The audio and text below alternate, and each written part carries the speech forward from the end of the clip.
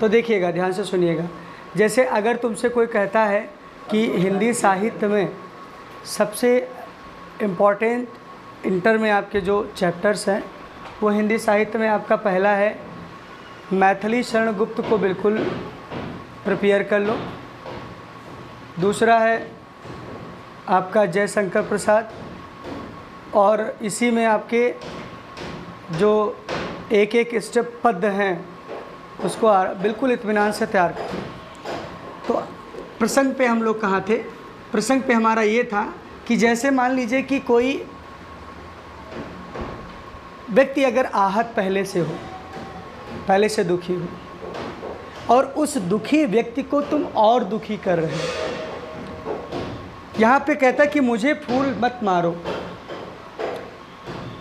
फूल का मतलब ये होता कि मुझे इस अपार संकट में मैं घिरी हूँ और मुझे और अधिक संकट देने का प्रयास मत करिए, क्योंकि मेरा स्वामी मुझसे अलग हो गया है। उर्मिला का मतलब ये है, उर्मिला अपने पति को याद करती है और कहती है कि हमारा अभी वैवाहिक संबंध शुरू ही हुआ था, वैवाहिक कर्मकांड हमारा संपन्न ही हुआ था और उसके तुरंत बाद हमारा वियोग हो गया, अलग हो गए, चले गए।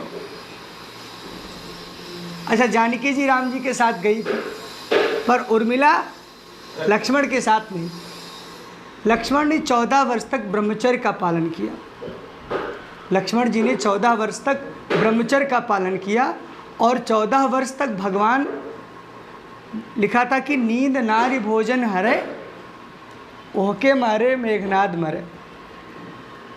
अवधि कहावत कही जाती है कि नींद नार, निंद्रा भी बहुत कम लेते थे, बहुत कम सोते थे, अपने भाई की सेवा में ही लगे रहते थे। भोजन में कंदमूल फल वगैरह फलाहार थे ही, भोजन का तो कोई मतलब ही नहीं बनता है। जो फल इत्यादि मिल जाता था उसी से काम चलता था।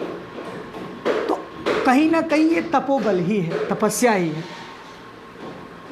तो व्यक्ति जब अपने कर्म, जैसे कहते हैं हमने यहाँ पे घोड़े लगा के रखे हैं, सब ये 7 अश्व हैं, दीवार पे 7 अश्व बना दीजिए, तो जो है घर की तरफ सूर्य उग रहा हो, घर की तरफ घोड़े जा रहे हो, तो आपका जीवन बदल जाएगा। ऐसा कुछ नहीं। इसका संकेत ये है कि आप सूर्य उदय से पहले उठिए और घोड़ों की भांति दौड़ना सीखिए। अगर एक जगह आप बैठे रहेंगे तो आप सफल नहीं हो सकते हैं। इनका संकेत ये है, और इनका संकेत ये होता है कि घर की तरफ जा रहे होते, आपके घर के अंदर की तरफ जा रहे होते। अर्थात ये कह रहे हैं कि आप कभी भी दौड़िए तो अपने जीवन को धन्य बनाने के लिए दौड़िए, दूसरों के पीछे बहुत मत भागिए, क्योंकि दूसरा आपको देखे खुद बदल जाएगा।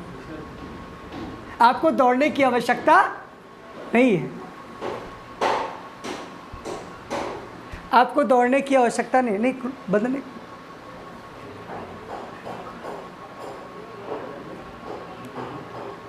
दौड़ने की आवश्यकता, दौड़ेंगे कब आप? जब अच्छा दौड़ेंगे जब आप मेहनत करेंगे अपने लिए, खुद के लिए, अपने नॉलेज को मेंटेन करने के लिए, अपनी चीज़ों को बढ़िया बेहतर बनाने के लिए दौड़ेंगे, तो दूसरे लोग आपको कॉपी करेंगे, और जब दूसरे लोग आपको कॉपी करेंगे तो आप अपने आप वो भी सुधर जाएगा, और जहाँ आप हैं उस समाज को भी सुधार देंगे, और जो आप अपनी पीढ़ियों को, आने वाली पीढ़ियों को भी मजबूत बना देंगे। You change itself then you can change the world. आप खुद को बदलिए, दुनिया अपने आप बदल जाएगी। आपको दुनिया बदलने की ज़रूरत नहीं है। समाज के उत्थान तब होगा जब व्यक्ति खुद सुधरेगा। इन्होंने कहा कि मैं अबला बाला वियोगनी कुछ तो दया विचारो। अबला का न करे अबला प्रबल, का न काल ही खाए, का न पावक दही सके, का न सिंधु समाए। तो स्वामी जी कहते का न करे अबला प्रबल। नारी अपने आप में एक श्रेष्ठ सुपीरियर है, इसीलिए ही से पहले यश लग जाए तो शी हो जाता है। यश का मतलब, शी का मतलब super power in comparison of the he, because they can efforts, they have a lot of the struggle to birth up the child. No anyone can else to this type of the work done. ऐसा काम कोई नहीं कर सकता है। Only given to the power empowerment of this ladies, ये केवल उसे ही एक बहुत ही बड़ी सत्ता, बहुत भी बड़ी ताकत परमात्मा ने दी है। नारी गुड़ की खान है। वास्तव में अगर देखा जाए तो ये सहन उर्मिला के अंदर ही थी कि जो अपने पति को त्याग कर, अपने पति को, उसके पति ने जो कहा उसने धारण किया, ठीक है आप जा रहे हैं, जाइए जाइए, मैं रह लूँगी, पर अपने भाई की सेवा कीजिए। हमें रामायण से यही सीखना चाहिए कि हमें अपने परिवार को जोड़ने का सलीका कैसे आना चाहिए, हमें अपने परिवार को एक जगह बांधने का तरीका कैसे होना चाहिए। We do not compare to any one else, that person are doing less work, that person are sleeping, that person are not doing any work, it is very हॉस्पोज डूइंग द वर्क। ये चीज़ें गलत हैं। कौन क्या कर रहा है, कौन कैसे होगा, उससे मतलब नहीं, आप क्या कर रहे हैं ये ज़्यादा मायने रखता है। परिवार तब जुड़ेगा होकर मधु के मीत मदन पट तुम कटु गरल नगारो। मधु के मीत मदन, मधु मतलब मीठा, प्रिय, सुगंधित, मीत, मदन शब्द बड़ा प्यारा है। मैथिली शरण गुप्त जी कहते हैं कि वो इस बात का संदेश देती है कि मैं, अच्छा उसने दीपक जला के रखा था, उतने दिन तक पतिव्रत धर्म का पालन किया और अपने जीवन को एकाग्र करके और लगी रही कि हमारे स्वामी 14 वर्ष के बाद आएंगे और बिल्कुल श्योर है कि हम जो है फिर नई ज़िंदगी अपनी नए सिरे से शुरू करेंगे।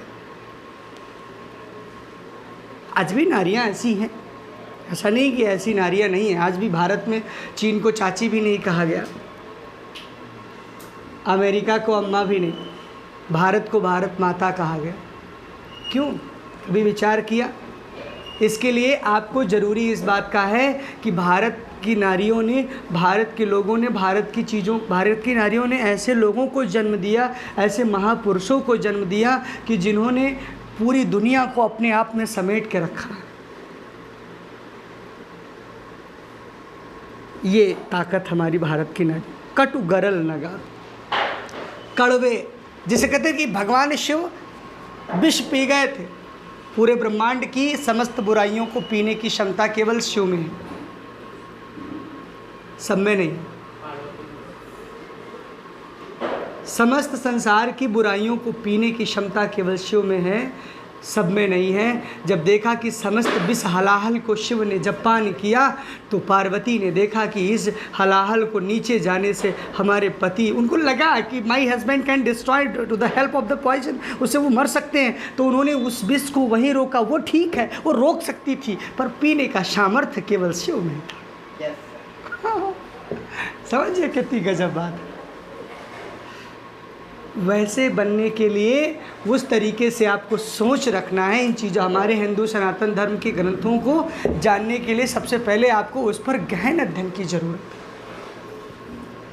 मुझे विकलता तुम्हें विफलता, ठहरो श्रम परिहारो। मैं जानती हूँ मुझे विकलता, मुझे कष्ट है, तुम विफल हो गए, ये तुम्हारी प्रॉब्लम है, ठहरो श्रम परिहारो। जब जो भी परिश्रम आप कर रहे हैं, जो भी मेहनत कर रहे हैं, उसके लिए ज़रूरी है कि आप जिस दिशा में परिश्रम कर रहे हैं उसका रिजल्टेंट क्या होगा, उसका परिणाम क्या होगा, उसका परिणाम अच्छा होना चाहिए। भर्जी मेहनत करने का कोई दायित्व तो नहीं बनता है।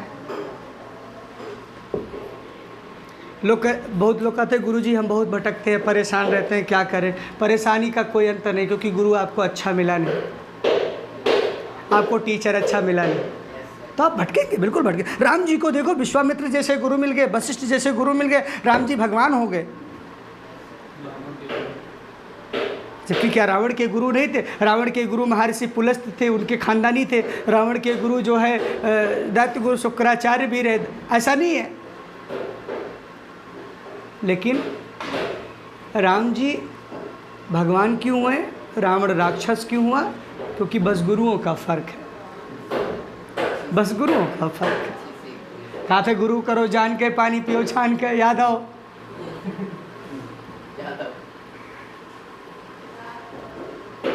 गुरु अच्छा होना चाहिए, जीवन में गुरु अच्छा होना चाहिए। नहीं भोगनी यह मैं कोई को जो तुम जाल पसारो, मैं कोई भोगनी नहीं हूँ, मुझे विलासिता नहीं पसंद है। I do not like the sexual reproduction, it is the very bad, it is bad conduct, I control to yourself. कितनी गजब बात कही। कहा कि मैं भोगनी नहीं हूँ, मुझे भौतिक जीवन की भोग से नहीं मतलब है। I do not like the physical charming, those person which is attach to the spiritual things. जो इंसान अध्यात्म से जुड़ जाता है उन्हें इन भोग विलासों से कोई मतलब नहीं होता है। एक व्यक्ति जंगल या एकांत या अपने टूटी हुई झोपड़ी घर में रहकर भी संतुष्ट होता है। भगवान इसी अपनी फैमिली के साथ शमशान में रहते हैं, बड़े खूबसूरत लगते हैं। आप एसी में रहकर भी परेशान हैं, ये आपकी प्रॉब्लम है, शिव जी की प्रॉब्लम नहीं है। राख ओढ़ कर भी उन्हें बिस्तर समझ आ जाता है। समझिए कितनी गजब बात है। राख ओढ़ कर भी उन्हें बिस्तर सोफों से भी अच्छा लगता है। अरे तुम कितने गद्दार हो, कितने आलसी हो, कितने बेकार हो कि इस सोफे पर बैठ कर भी तुम्हें बिच्छू जैसे डंक मारते हैं।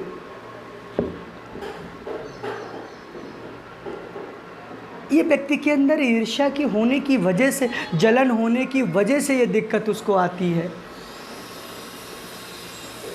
कहते नहीं हम बहुत परेशान हैं। परेशान आप अपने आप से नहीं, पहली बात तो दूसरों से ज़्यादा परेशान आप। बल हो तो सिंदूर बिंदु यह हर नेत्र निहारो, रूप दर्प कंदर्प तुम्हें तो मेरे पति परिवारों, लो यह मेरी चरण धूल उस रथ के सिर पर धारो।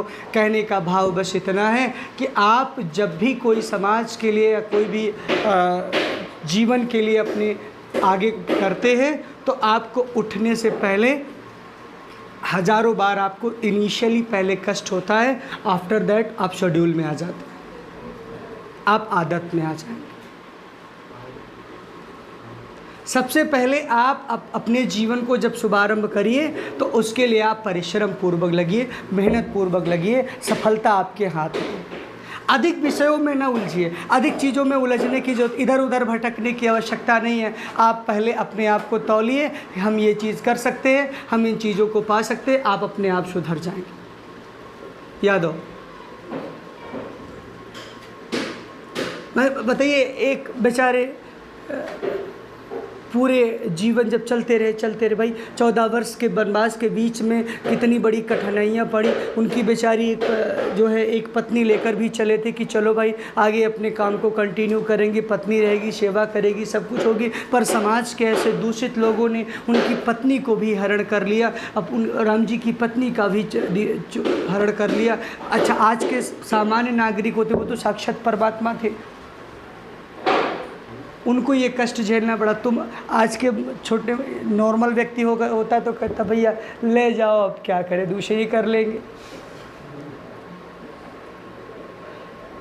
अब एक ले गए, कौन इतनी लड़ाई लड़े, कहता ले जाओ, कोई समस्या नहीं। लेकिन राम जी ने कहा नहीं, तुमने भारत की एक नारी को उठाया है, तुम्हें उठाने से पहले मालूम होना चाहिए कि भारत की एक नारी को उठाने से पूरा साम्राज्य नष्ट हो जाएगा, पूरा देश ध्वस्त हो जाएगा। ये भारत के पुरुषों की ताकत है। लेकिन देखिए भारत की नारी में कितनी बड़ी ताकत है। जानकी जी रावण के घर में बैठी है पर रावण उसे स्पर्श भी नहीं कर सकता है। रावण अशोक वाटिका में अपने राज्य से बाहर रखा, अपने राज्य में अपनी महल से बाहर रखा, एक अशोक वृक्ष के नीचे बैठाल के रखा। उसकी हिम्मत नहीं थी कि उसे पत्नी के रूप में स्वीकार कर सके, क्योंकि वो इतनी समस्याओं से घिरा था। ना भारत की नारियों में इतनी ताकत थी कि उन्हें उस स्वरूप से वो स्पर्श करने से पहले भस्म हो जाता। अर्थात रावण को इतना इतनी बड़ी समस्या थी कि अपने राज्य में ले गया, अपने घर के दरवाजे के पास वृक्ष पे रख दिया, अशोक वाटिका में रख दिया, लेकिन महल में रानी के रूप में नहीं स्वीकार कर सका। ये केवल भारत की नारियों में ही ताकत हो सकता। वो उसी के राज्य में बैठी थी और बैठे बैठे पूरे राज्य को जला रही थी। कहती थी कि राम नाम अंकित और सुंदर, अपने चारों तरफ राम राम लिख के बैठी थी। किसी का औकात नहीं, मैं बैठ के जलाऊंगी, डोंट वरी बेटा, तो मुझे लेके तो आए हो, जलाऊंगी मैं।